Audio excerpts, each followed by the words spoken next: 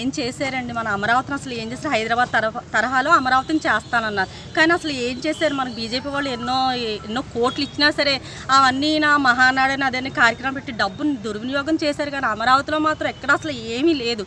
ఈ ప్రభుత్వ పాలన ఎలా ఉందంటే కుటుంబ పరిపాలన, వంశపార పరిపాలన అలా ఉంది, కానీ ఒక మన రాష్ట్రానికి ఒకటి చేద్దాం అనేది మాత్రం ఎక్కడ అసలు అభివృద్ధి అనేది ఎక్కడ కూడా జరగలేదు. మంచిగా అభివృద్ధి జరగాలి అంటే ఒక కొత్త ప్రభుత్వం రావాలి. మనకి ఎప్పుడు చూసినా ఈ చంద్రబాబు నాయుడు తెలుగుదేశం పార్టీ లేకపోతే కాంగ్రెస్ పార్టీ, ఈ రెండేనండి. ఈ రెండు రావడం వంశపారపర్యంగా ఉంటుంది. అలా కాకుండా కొత్త పార్టీని మనం తీసుకుంటే మన రాష్ట్రంలో మార్పు వస్తుంది. మార్పు వస్తే ఆయన పవన్ కళ్యాణ్ గారు వచ్చారంటే మనకి పిల్లలకి 25 సంవత్సరాలు భవిష్యత్తు ఇస్తానంటున్నారు.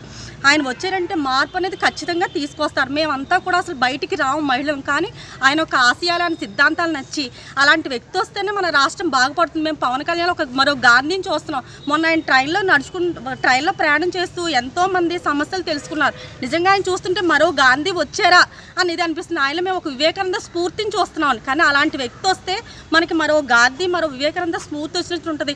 మన రాష్ట్రం ఎంతో బాగుపడుతుంది. ఆయన ఏమంటున్నారంటే మన కులాలకి మతాలకి అతీతంగా మనం అంతా ఒక్కటి. ఎందుకంటే ఉన్నవాడు ఒకే స్కూల్లో చదవాలి, పేదవాడు కూడా ఒకే స్కూల్లో చదవాలి. ఉన్నవాళ్ళేమో పెద్ద స్కూల్లోని, లేని వాళ్ళేమో చిన్న స్కూల్లో అలా చదవాలని నేను అనుకోవట్లేదు. చూడండి, అమెరికాలో ప్రతి ఒక్కరు కూడా గవర్నమెంట్ స్కూల్లో చదువుతారు. ఆ తరహా టైప్లో మనం కూడా పిల్లలకి ఇక్కడ అందరూ ఒకే స్కూలు, అందరికీ కూడా ఒకటే వైద్యం, ఉన్న వాళ్ళకి ఒక వైద్యం, లేని వాళ్ళకి ఒక వైద్యం అలా ఉండకూడదు. అందరికీ కూడా ఒకటే వైద్యం, ఒకటేది, అందరినీ ఒక దాని మీద ఉంచాలి. ఈ విధంగా చేస్తేనే రాష్ట్రంలో మార్పు అనేది ఆయన తీసుకొస్తారు. అలాగే చదువులో కాదు, విద్యలో కాదు, ఆయన మన పిల్లలకి ఎంతో మంచి భవిష్యత్తు ఇస్తా అంటారు. కానీ లేని వాళ్ళని చెప్పి ఇప్పుడు ఈ రూపాయి కోటాలో బియ్యం ఇస్తున్నారు కదండి, రూపాయి, అవి తినడానికి కూడా పంచి ఇట్లా పురుగులు ఉంటున్నాయండి అందులో. అవి తినలేకపోతున్నారు, అమ్ముకుంటున్నారు వాళ్ళు. ఎందుకంటే అలాంటి ఇచ్చి ఉపయోగం ఏముంది అసలు చెప్పండి? ఎందుకంటే అలాంటి ఇవ్వడం? దాని బదులు మన పవన్ కళ్యాణ్ గారు ఏమంటున్నారు, చక్కగా మీకు 2,000 నుంచి 3,000 రూపాయలు మీ బ్యాంక్ అకౌంట్లో మహిళలకి వేస్తాను. ఎందుకంటే ఆయన ఉద్దేశం ఏంటంటే ఉన్నవాళ్ళైనా లేని వాళ్ళైనా ఒకటే మంచిది తినాలి, అంతేగాని లేని వాళ్ళని చెప్పి ఆ రూపాయి రకం బియ్యం తినవలసిన పని లేదు. ఆయన సిద్ధాంతాలు ఏంటంటే అలాగ అందరూ ఒకటే రకంగా ఉండాలి, ఒకేలా చదువుకోవాలి, ఒకేలాగా వాళ్ళు లేని వాళ్ళు లేనిగా తినకూడదు, ఉన్నవాళ్ళు ఉన్నారు కదా, అందరూ ఒకే రకంగా మంచివి మనమే కొనుక్కుని వెళ్ళి తినచ్చు. అలాగే మహిళలకి 33% రిజర్వేషన్ అంటున్నారు. దానివల్ల మహిళలు చట్టసభలోకి వెళ్ళచ్చు. మహిళ అనేది ఈరోజు మహిళ అనేది బయటకు వస్తేనే మన రాష్ట్రంలో ఎక్కువ మార్పు వస్తుంది. మహిళల వల్ల చాలా ఉంటుంది. అందుకని మహిళలకి ఎక్కువ ఇంపార్టెన్స్ ఇస్తున్నారు. మహిళలు చట్టసభలో పెడతా ఉంటారు.